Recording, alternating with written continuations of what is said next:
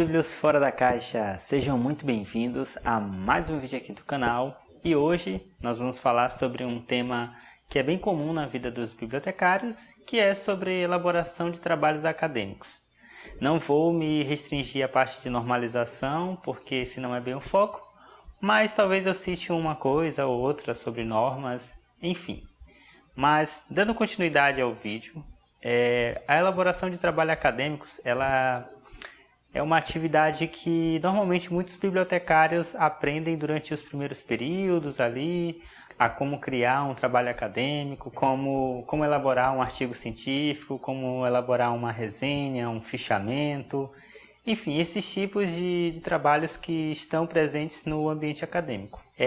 Muita gente também acaba se especializando nessa área para prestar serviços de normalização e consultoria acadêmica, só que também muitas pessoas não têm esse mesmo preparo, né, que o bibliotecário. Por isso esse vídeo ele apresenta algumas questões que podem ser dúvidas comuns de muitas pessoas. A primeira dela é: como eu começo um trabalho acadêmico? Tipo, por onde eu vou começar? Como é que se faz? Por que tem que ser assim? Então, dentro do ambiente científico e acadêmico, existem determinados procedimentos, determinadas técnicas, normas, métodos que precisam ser adotados.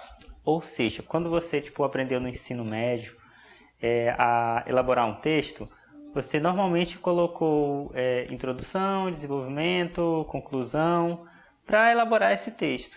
No âmbito acadêmico é a mesma coisa, você precisa de uma introdução, um desenvolvimento e uma conclusão.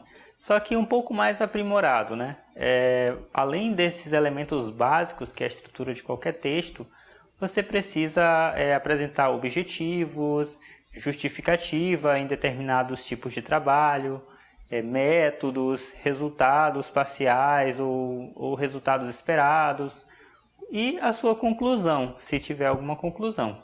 Então, o primeiro passo é você saber que estrutura você vai precisar adotar.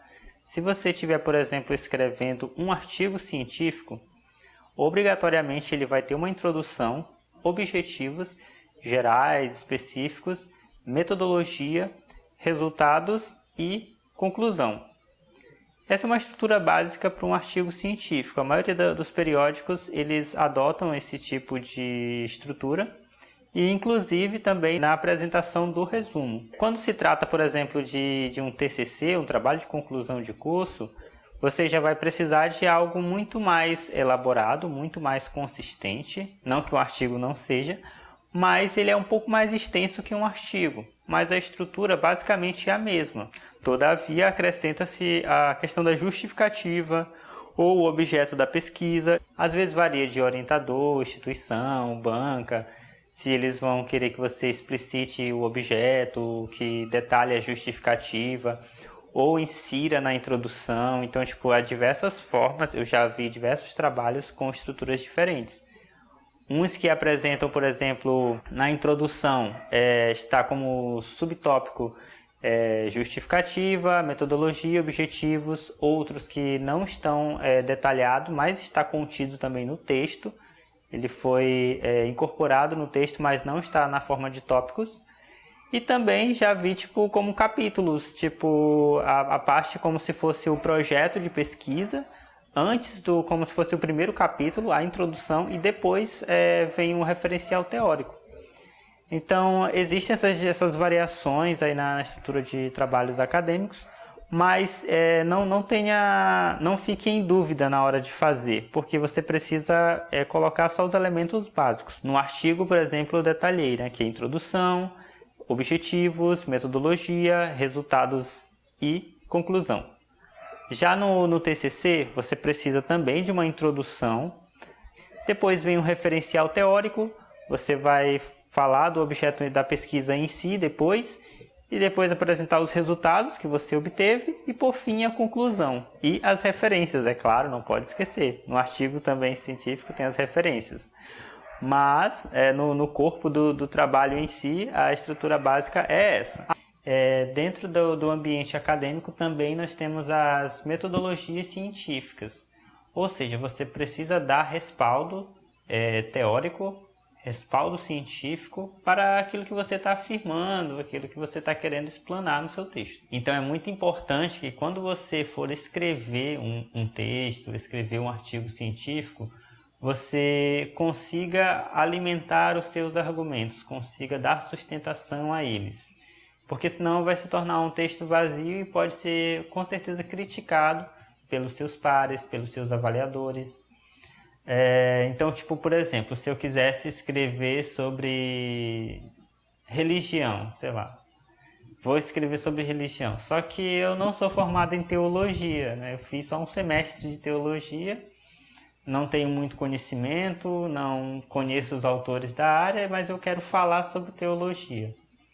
Então, tipo, é uma coisa muito complicada, porque eu não tenho bagagem intelectual para falar de teologia, eu só quero falar. Então, isso faz muita diferença na hora de escrever também, porque se eu conheço pouco, se eu não sei o suficiente, como que eu vou escrever sobre aquele assunto? Como eu vou argumentar? Tipo assim, vai ser muito difícil fazer isso.